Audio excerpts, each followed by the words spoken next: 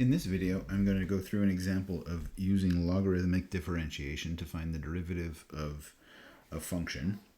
So in general, one of the most obvious places to use logarithmic differentiation is when you're trying to find the derivative of a function that has a structure, a function in the base to a power of a function.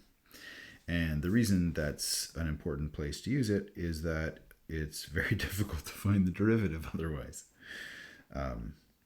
So what we do is we take the log of both sides,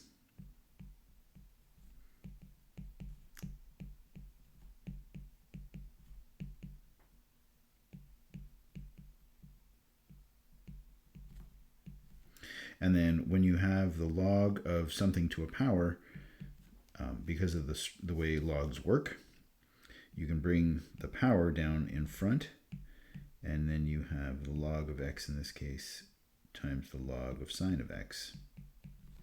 And when I take a derivative on the left-hand side by implicit differentiation, I get over here, I get 1 over, well, I won't put the 1 there. I get 1 over y, because the derivative of log y is 1 over y.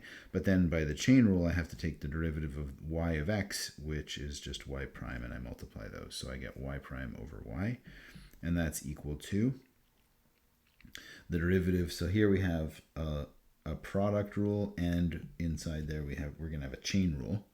So first let's leave the second log alone and take the derivative of the first log. So we get 1 over x times log of sine x, and then plus leave the first log alone, and now we take the derivative of sine x, so we get 1 over sine x, but then by the chain rule we have to take a derivative of sine x to get cosine x, and that goes up top.